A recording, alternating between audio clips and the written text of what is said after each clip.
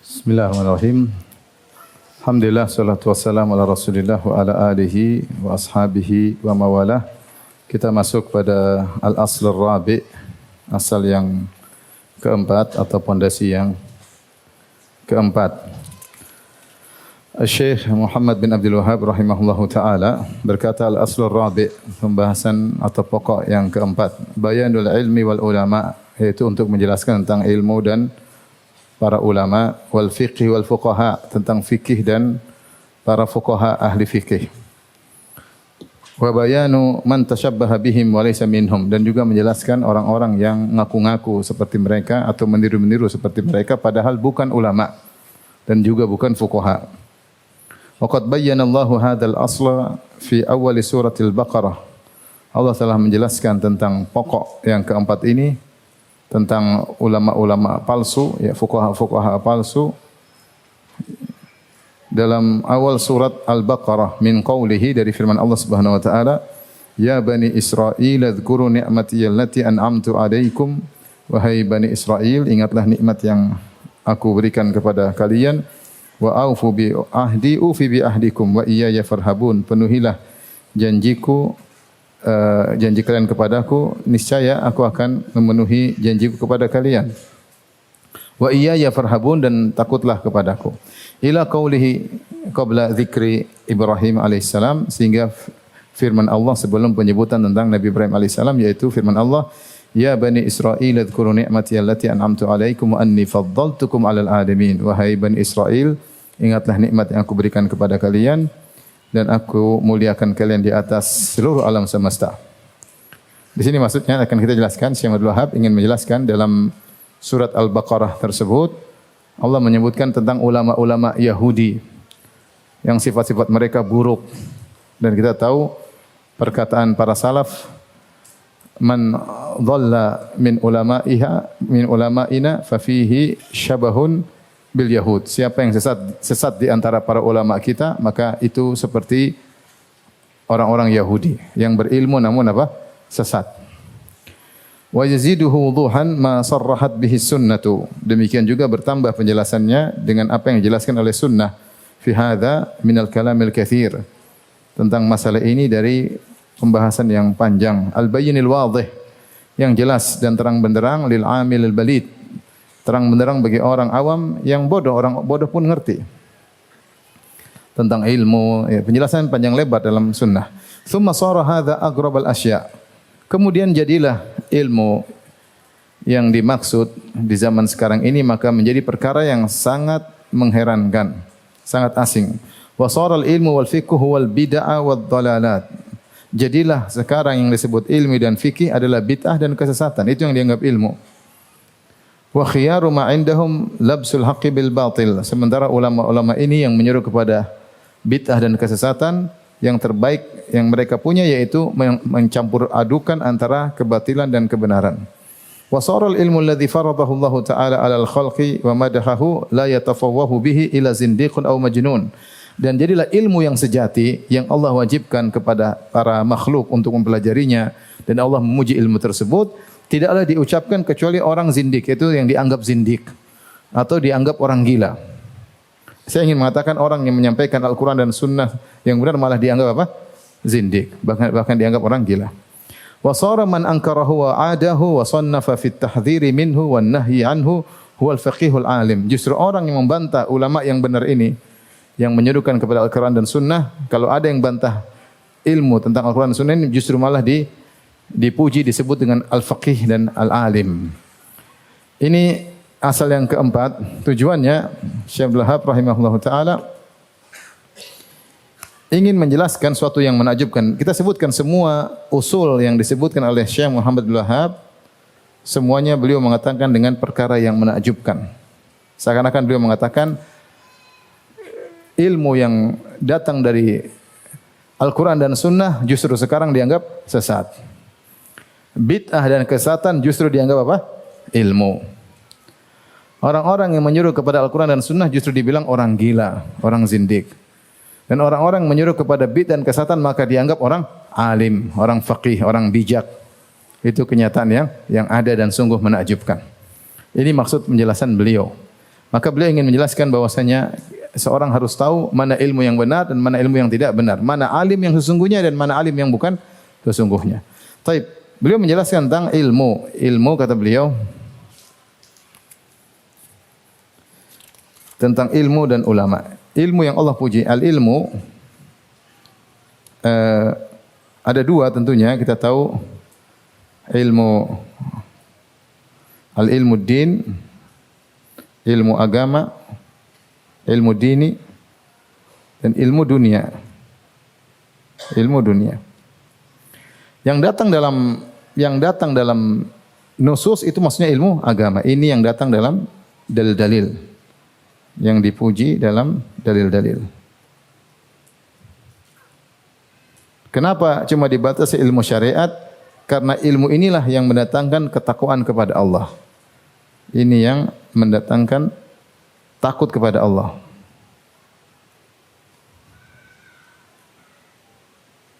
Makanya Ibn Abbas mengatakan al-ilmu khasyatullah. Ilmu itu adalah takut kepada Allah. Dan Allah berfirman, "Innama yakhsyallaha min ibadihil ulama."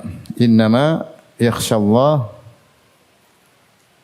min ibadihi al-ulama. Yang takut kepada Allah sesungguhnya adalah para ulama. Yaitu yang pelajari ilmu syar'i.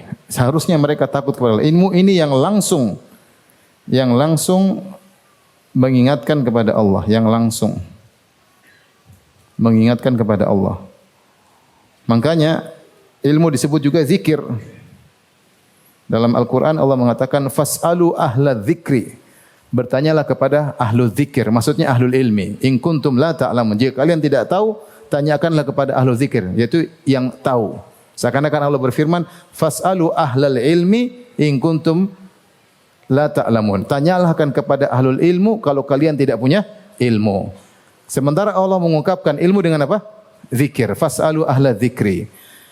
Karena ilmu syariatlah yang langsung membuat kita ingat kepada Allah. Kita belajar fikih, ingat sama siapa? Allah. Karena kita sedang belajar syariat Allah. Kita belajar akidah, kita belajar tentang Allah Subhanahu wa taala.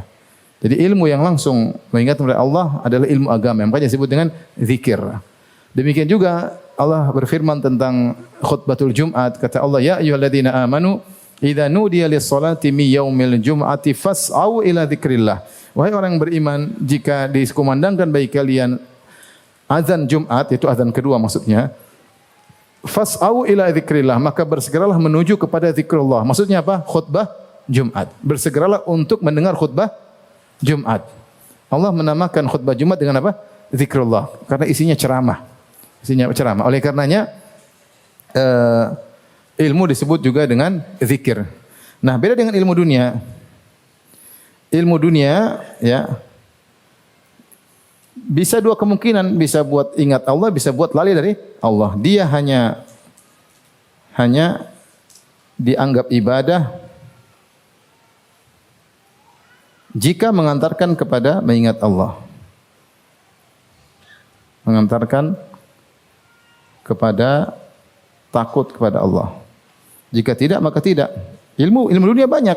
Ilmu matematika, ilmu fisika, biologi. Apakah ilmu tersebut langsung membuat orang takut pada Allah? Tidak, belum tentu. Justru malah lupa sama Allah Subhanahu wa taala. Banyak. Contoh ilmu fisika. Ilmu fisika dua kemungkinan. Ada fisikawan yang tahu, oh ini ketika dia belajar fisika, dia tahu tentang rumus-rumus alam semesta, dia bilang ini pasti ada Tuhan. Karena enggak mungkin semua berjalan carut marut, tapi semua berjalan dengan ada rumus, ada aturan yang mereka mungkin dapatkan belakangan. Ternyata ada aturan, sehingga mereka bilang, oh berarti ada Tuhan yang membuat aturan ini semua. Ada rules, ada aturan, ada yang buat aturan tersebut, yaitu Tuhan. Sebagian fisikawan seperti itu, tapi banyak fisikawan malah terbalik. Dia bilang ini alam sudah berjalan dengan sendirinya, tidak butuh Tuhan. Tidak butuh apa? Tuhan. Seperti Stephen Hawking, dia malah terbalik. Dia mengatakan ini semua alam tidak perlu Tuhan, dia mengatakan. Kenapa? Dia sudah melihat alam ini sudah ada aturannya, yang baku, yang rapi. Tuhan tidak perlu lagi. Ini malah menjauhkan dari apa? Dari Allah Subhanahu wa taala. Makanya ilmu yang dimaksud dalam Al-Qur'an, dalam nusus, dalam Al-Quran dan Sunnah, maksudnya ilmu apa? Ilmu agama. ilmu agama yang wajib, yang kata Nabi sallallahu alaihi wasallam, talabul ilmi faridatun ala kulli muslim. Menuntut ilmu wajib bagi setiap muslim, maksudnya ilmu apa? Ilmu syar'i yang bisa dia buat beribadah kepada Allah Subhanahu wa taala. Ilmu dunia untuk urusan dunia. Ya, ilmu dunia untuk urusan dunia. Taib. Nah, kalau begitu ilmu ini maksudnya ilmu syar'i. Nah, ilmu syar'i itu ilmu yang bagaimana? Ini sudah ya. Berikutnya. Apa itu ilmu syar'i?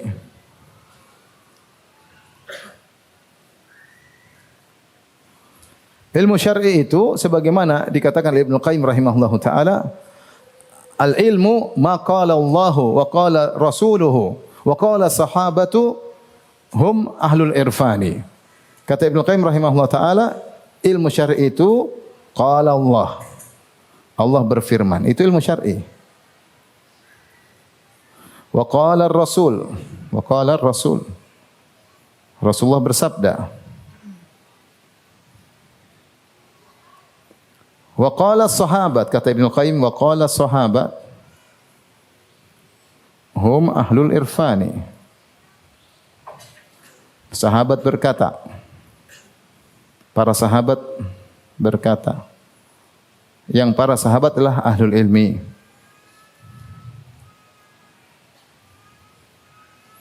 Adalah para ahli ilmi, para ahli ilmu pengetahuannya. Taib. Ini yang disebut dengan ilmu syar'i. Ini yang perlu kita ketahui. Diriwayatkan dari Syafi'i namun sanadnya lemah. Beliau berkata, kullul ulumi siwal Qur'ani mashghalatun illa al-haditha wa illa al-fiqha fid din. Al-ilmu ma qala fihi haddatsana wa ma siwa dzalik waswasus syayatin. Waswasus syayatin. Waswasus syayatin. Kata Imam Syafi'i, beliau berkata, namun riwayatnya lemah, sebenarnya perkataan ini disebutkan oleh seorang ulama yang bernama Al-Karji. Ya, sebagaimana disebut oleh Isnawi dalam Tabaqat Syafi'iyah. Namun ini perkataan ulama. Dia berkata, kullul ulumi siwal Qur'ani masyghalah. Seluruh ilmu selain Al-Qur'an itu menyibukkan. Artinya ilmu syariat tanpa Al-Qur'an itu hanya menyibukkan. Ya. Illa al-fiqha fid din, illa al-haditha wal fiqha fid din. Kecuali ilmu hadis dan ilmu fikih tentang agama. Al-ilmu ma qala fihi haddatsana. Ilmu itu yang ada haddatsana an fulan, haddatsana an fulan. Maksudnya ilmu apa? Hadis dengan sanad. Wa ma siwa dzalik, adapun selain itu hanya waswas syaitan saja. Waswas syaitan. Oleh karenanya kalau ada ilmu syar'i tidak dibangun oleh Allah berfirman, Rasulullah bersabda, sahabat berkata, itu hanya waswas apa? Syaitan. Seperti sebagian orang yang membangun ilmu syar'i dengan ilmu kalam. Apa ilmu kalam? Dengan ilmu filsafat Yunani. Apa ilmu belajar agama pakai ilmu filsafat Yunani? Abu Bakar, Umar dan Utsman, tahukah ilmu-ilmu tersebut? Mereka tidak tahu, tapi mereka bisa menjadi orang alim, bahkan super alim tanpa mempelajari ilmu filsafat Yunani, ilmu kalam. Ya. Bagaimana Anda mau belajar ilmu syar'i dengan dibangun di atas ilmu kalam, kaidah-kaidah mantik yang tidak pernah diketahui oleh Nabi dan para sahabat. Kalau itu adalah bagian agama, tentunya Nabi akan mengajarkannya.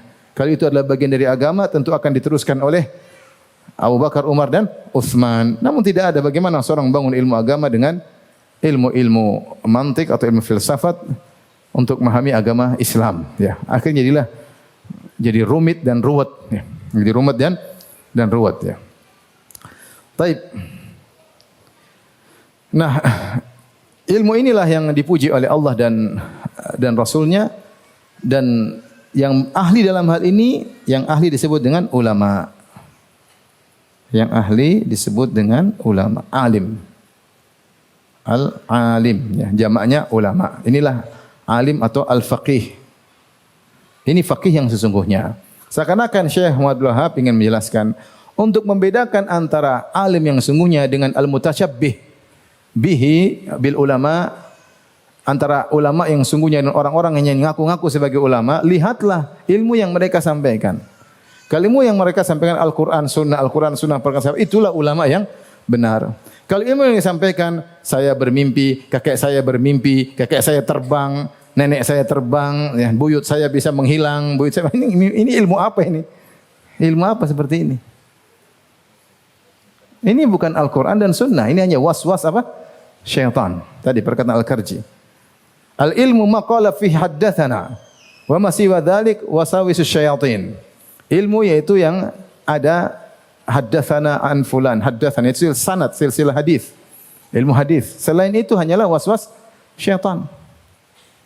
Kemudian datang saya ilmu ini pengalaman, saya sudah praktekkan, saya sudah ujikan siapa yang begini. Ini apa ilmu seperti ini? Saya sudah baca ini dengan begini-begini dibolak-balik maka begini. Dalilnya pengalaman. Nanti datang orang, saya sudah ke kuburan, saya minta kepada penghuni kubur dan akhirnya saya lulus. Pengalaman. Ya. Nanti ada yang lebih parah, saya sudah buktikan, saya pergi gereja, saya minta kepada Tuhan Yesus dikabulkan. Mau gimana? Pengalaman. Boleh berdalil pengalaman? Saya sudah ke dukun, ternyata sembuh. Berarti jadi boleh? Jadi ilmu Al-Quran, sunnah, perkataan para sahabat. Itu ilmu. Selain itu maka itu bukan ulama yang sungguhnya, ulama-ulamaan saja. Ya. Maka dari sini Syekh Muhammad Abdul Wahab rahimahullah mengajak kita untuk membaca surat Al-Baqarah. Beliau sebutkan tentang ciri-ciri ulama yang enggak benar. Ini tadi ciri-ciri ulama yang benar. Qala Allah, qala Rasul, qala sahabat. Kata Ibnu Qayyim, al-ilmu qala Allahu wa qala rasuluhu wa qala sahabatuhum ahlul irfani. Itu ilmu yang benar. Sekarang ciri-ciri ulama yang tidak benar. Yang tidak benar. Adakah ulama yang tidak benar? Ada. Kata Rasulullah, akhwafu ala ummati al-immatal mudhillin. Kata Nabi SAW, yang paling aku khawatirkan menimpa umatku adalah pemimpin-pemimpin, imam-imam yang menyesatkan. Imam-imam yang menyesatkan. Ulama su yang yad'una ilan nar, yang menyuruh kepada neraka jahanam. Adakah mereka? Ada. Hadis-hadis menunjukkan dan realita menunjukkan. Ulama-ulama yang merusak agama, menyeru kepada pemahaman yang menyesatkan. Apakah Khawarij, apakah Rafidhah, apakah Wahdatul Wujud, apakah Sufiyah ekstrim, banyak. Ya. Yad'una ilan nar, menyeru kepada neraka jahanam. Ini yang paling dikhawatirkan oleh Nabi sallallahu alaihi wasallam. Bahkan sebagian riwayat lebih dikhawatirkan oleh Nabi daripada Dajjal. Kenapa? Dajjal meskipun luar biasa tapi dia hanya muncul di akhir zaman. Yang kedua, Dajjal pun ada ciri-cirinya sehingga orang beriman bisa baca tulisan kafir di jidatnya, di dahinya. Adapun al-immatul mudhillin, para imam-imam yang menyesatkan ini bahayanya setiap saat, setiap zaman, dan selalu ada mereka yang menyesatkan orang dari jalan yang benar. Yang menyeru bukan dengan Al-Quran dan Sunnah, tapi selain Al-Quran dan Sunnah. Tapi ciri ulama-ulama yang tidak benar, sebagaimana ciri-ciri Yahudi. Sebagaimana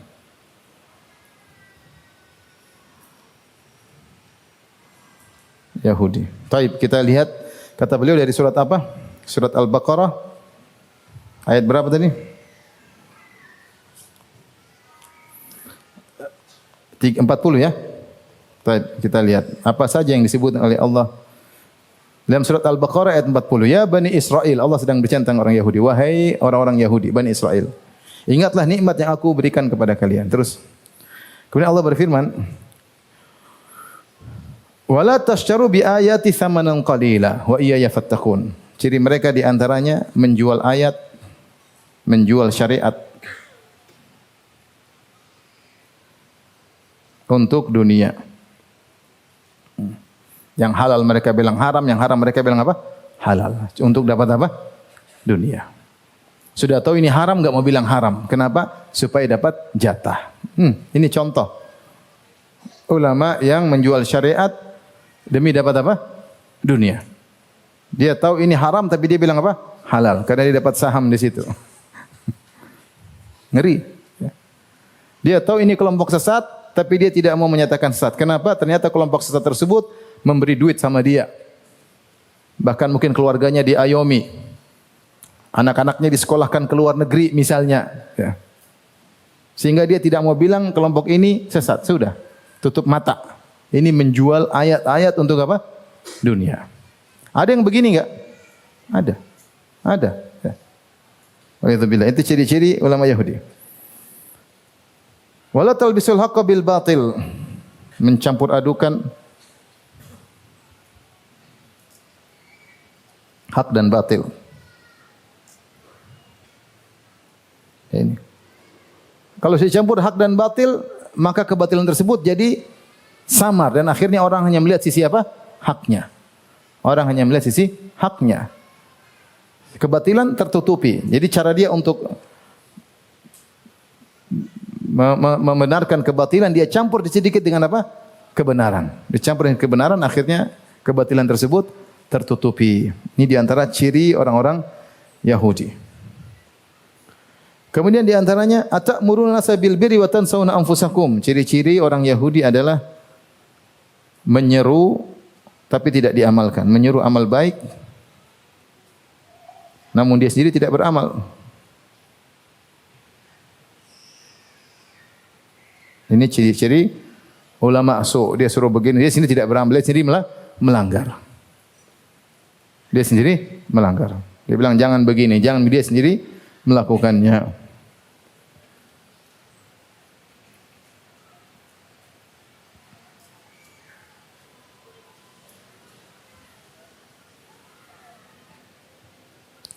Demikian di antara ciri orang Yahudi yaitu merubah ayat-ayat Allah seperti Allah berfirman tentang Yahudi, "Wadkhulul baba sujada wa qulu hittatun naghfir lakum khotayakum."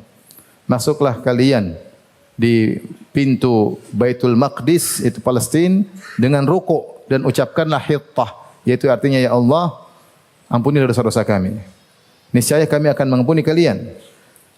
Fabaddala alladhina zalamu qawlan ghayra alladhi qila lahum. Ternyata mereka tidak bilang hittah, mereka bilang hintah, hintah. Kata mereka gandum, gandum. Yahudi merubah ayat Allah. Di sini Ibnu Qayyim rahimahullahu taala menyindir orang-orang yang menafsirkan seperti orang Jahmiyah yang menafsirkan istawa dengan istaula, ya. Apa kata Ibnu Qayyim dalam nuniyahnya? Umiral yahudu bi an yaqulu hittah. Orang Yahudi diperintahkan untuk mengatakan hittah, ya Allah ampunilah dosa-dosa kami, karena mereka telah berhasil untuk masuk di Palestina setelah sekian lama terjebak dalam wilayah tersesat mereka 40 tahun. Kemudian Yusha bin Nun mengajak mereka untuk masuk ke dalam Palestina, mereka disuruh istighfar. Masuk sambil rukuk sambil istighfar. Dibilang hittah, hittah yaitu jatuhkanlah dosa-dosa kami. Ternyata mereka mengatakan fa abau faqalu hintah. Maka mereka tidak mau bilang hittah, mereka bilang apa? Hintah, gandum, gandum. Kita pengin makan, pengin apa? Gandum, ngejek. Wa kadzalikal Jahmi qila lahu istawa. Demikian juga Jahmiyah disuruh kepadanya untuk berkata Ar-Rahmanu 'alal arsy istawa. Allah beristawa di atas arsy-Nya, yaitu berada di atas arsy-Nya. Fa aba wa zadal lam fi nukrani. Dia tidak mau bilang istawa, dia tambah huruf lam, dia bilang istaula, menguasai. Menurut dia kalau di atas arsy tidak masuk akal. Yang masuk akal Allah menguasai. Nunul Yahudi wa lamul Jahmi huma fi wahyi Rabbil arsy zaidatani. Nunnya orang Yahudi hittah tambah huruf nun jadi hintah. Dan lamul Jahmi istawa ditambah lam jadi istaula dalam wahyu Allah Subhanahu wa taala adalah dua tambahan. Maksudnya kata Ibnu Qayyim sebagaimana Yahudi ada yang nambah-nambah ayat, merubah-rubah ayat, demikian juga ada di antara kaum muslimin seperti Jahmi yang menambah-nambah ayat dalam tafsiran mereka.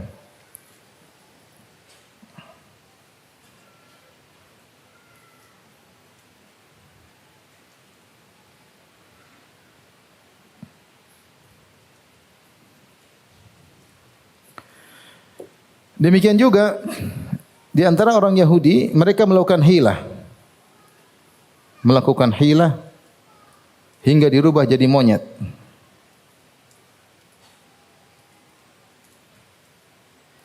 Seperti dalam ayat ke-65, walaqad alimtumul ladzina i'tadaw minkum fis sabti faqulna lahum kunu qiratan khasi'in. Sungguh kalian telah mengetahui orang-orang yang melanggar di antara kalian pada hari Sabtu, maka kami katakan jadilah kalian kera-kera yang hina. Kenapa mereka melakukan hilah? Dilarang untuk mengambil ikan pada hari Sabtu, maka mereka tidak mengambil ikan pada hari Sabtu. Hari Jumat mereka pasang jaring atau mereka buat perangkap hari Jumat. Sehingga hari Sabtu ikan banyak masuk ke perangkap tersebut. Terus mereka ambil ikannya hari Minggu.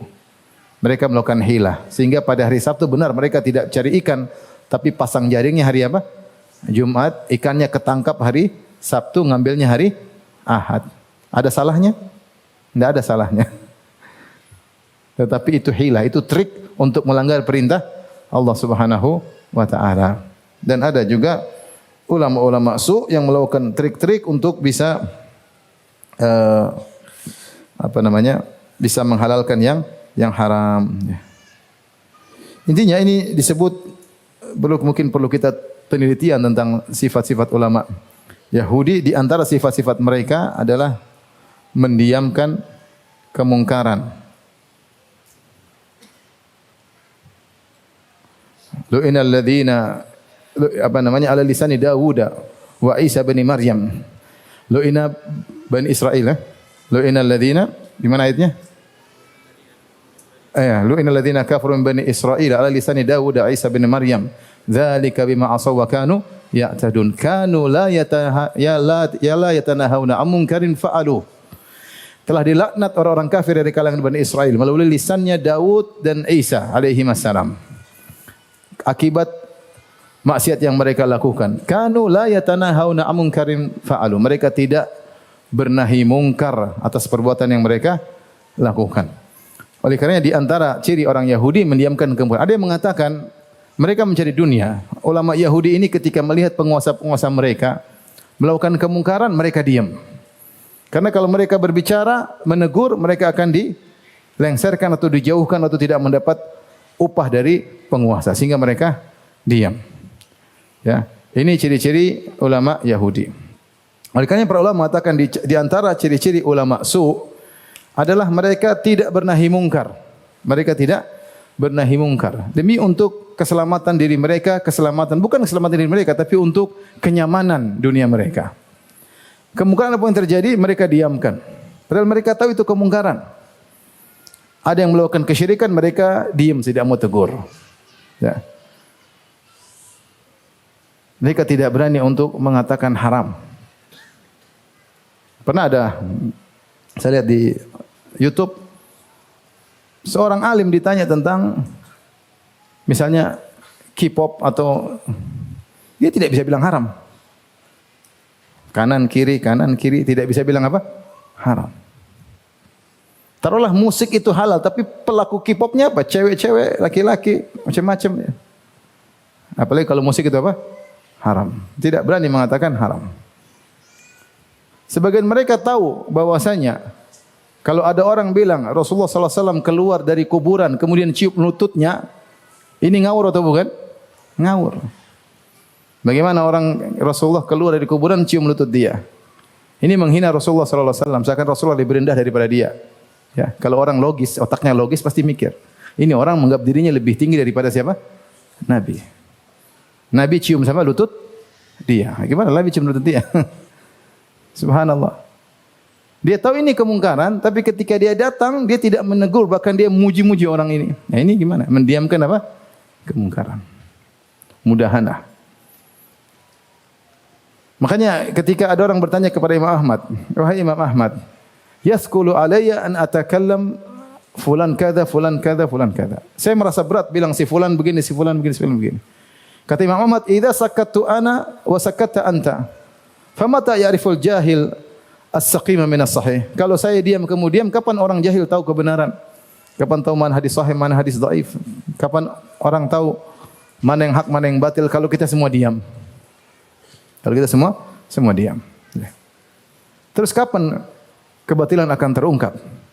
Makanya Imam Ahmad ketika ditanya, Imam Ahmad rahimahullahu taala ketika ditanya, ya Imam Ahmad, bagaimana paling baik seorang iktikaf sendirian, ya saya bacakan riwayatnya. Dikatakan kepada Ahmad bin Hanbal, ar-rajulu yasumu wa yusalli wa ya'taqifu ahabbu ilaika am yatakallamu fi ahli bid'ah. Mana yang lebih kau sukai wahai Imam Ahmad? Seorang dia salat, puasa, iktikaf, lebih kau sukai atau dia menjelaskan kesesatan ahlul bid'ah? Faqala, kata Imam Ahmad, idza qama wa shalla wa i'takaf fa inma huwa li nafsihi. Kalau dia cuma salat, puasa, i'tikaf itu untuk dirinya sendiri. Wa idza takallama fi ahli bidah, tapi kalau dia menjelaskan kemungkaran, kebid'ahan, fa innama huwa lil muslimin. Hadza afdal. Maka dia ini untuk kaum muslimin, itu lebih afdal. Kalau dia ibadah untuk kepentingan dia, tapi kalau dia menjelaskan kesesatan itu kepentingan kaum muslimin agar tidak terjerumus. Agar tidak terjerumus. Makanya di antara ciri orang-orang yang ulama yang benar, sebagaimana dalam suatu hadis kata Rasulullah sallam, yahmilu hadzal ilma min kulli khalafin uduluhu. Ya. Ilmu ini akan dibawa oleh para ulama, yaitu orang-orang yang adil, orang-orang yang bertakwa kepada Allah Subhanahu wa taala. Ya. Yanfuna anhu tahrifal ghalin, ya. Wa intihalal mubtilin wa ta'wilal jahilin. Tugas mereka adalah untuk membersihkan agama dari tahrif-tahrif orang-orang yang ekstrim, dirubah-rubah, atau pengakuan-pengakuan ahlul batil, atau takwil-takwil orang bodoh. Kata semua ulama, inilah ciri ulama yang sungguhnya. Mereka berusaha menjaga kesucian agama. Caranya bagaimana? Mereka menafikan kerusakan-kerusakan, takwil-takwil yang batil, tafsiran-tafsiran yang tidak benar. Mereka punya waktu untuk membersihkan agama dari kotoran-kotoran yang mengotori agama. Karena Nabi mengatakan yahmilu hadzal ilm, yang membawa ilmu ini adalah orang yang seperti ini. Maka seorang kalau diberi ilmu, sempatkan dirinya untuk menjelaskan kebatilan. Jangan diam-diam aja. Orang mau ini, mau diam aja. Demi apa? Demi kenyamanan dirinya. Mau minta-minta kepada mayat, biarin. Mau bikin-bikin sajen, silakan. Mau meyakini tatoyur bahwasanya ini hari sial, biarin aja. Ya, subhanallah. Mau joget-joget, oke. Mau musik-musik, top. Di mana? Mau bilang ada ketemuan dengan Nabi Khadir, tidak ditegur. Ya. Mau ketemu Nabi Khadir ngapain? Bawa proposal untuk jadi wali. Tidak ada yang ini. Biarin aja. Subhanallah, saya tidak mengetahui ya para dai yang semangat untuk menjelaskan kemurnian Islam seperti dai-dai sunnah. Ya. Oleh karenanya mereka banyak dimusuhi oleh yang lainnya. Ya. Karena ketika menyeru kepada sunnah, kemurnian sunnah untuk memurnikan kembali ajaran Islam, maka banyak yang akan tersinggung. Karena dai-dai sunnah menawarkan air yang putih, sementara orang-orang punya air yang berwarna dan mereka tidak mau lepas dari warna tersebut. Banyak yang terganggu. Yang makan riba terganggu. Yang musik-musik apa terganggu. Ya. Yang minta-minta di kuburan apa? Terganggu. Yang zikir sambil joget-joget apa? Terganggu. Banyak yang terganggu. Yang pakai jimat-jimat terganggu. Ya. Yang cerita-cerita khurafat terganggu. Yang bilang kakek ibu saya bisa terbang apa? Terganggu. Yang bilang kakek saya meriwayatkan hadis dalam mimpi bahwasanya siapa yang minum kopi masuk surga, terganggu. Banyak yang terganggu. Nah, lihat kenyataan. Mana dai-dai yang lain yang kemudian menegur? Wah, diam. Tidak semua, tapi kebanyakannya apa? Diam, cari aman. Lah Anda diberi ilmu oleh Allah Subhanahu wa taala, Anda punya tanggung jawab di hadapan Allah untuk menjelaskan kebatilan. Kalau tidak, Anda syaitan akhras, syaitan yang bisu. Sudah tahu orang salah, diam. Untuk apa? Untuk kenyamanan diri. Justru kalau Anda sayang kepada kaum muslimin, jelaskan itu enggak benar, ini enggak benar, itu enggak benar. Tugas sebagai seorang yang diberi ilmu oleh Allah Subhanahu wa taala. Adapun membiarkan orang bebas melakukan ini, melakukan ini. Kapan orang-orang mengetahui mana kebatilan, mana kebenaran? Oleh karenanya di sini Syekh Abdul Wahab rahimahullahu taala ingin menjelaskan, maka seorang harus mengerti mana ilmu yang benar dan mana ilmu yang salah, mana alim yang sungguhnya, mana alim yang di atas kebatilan ya. Yang hanya menyuruh orang untuk mensucikan dia, untuk menghormati dia tanpa menjelaskan kebatilan-kebatilan yang ada. Ya, maka itu adalah kesalahan. Wallahu ta'ala alam bisawab. Ini saja yang mungkin saya sampaikan. Kurang lebihnya saya mohon maaf. Subhanakallah bihamdik asyhadu an la ilaha illa anta astaghfiruka wa atubu ilaik. Assalamualaikum warahmatullahi wabarakatuh.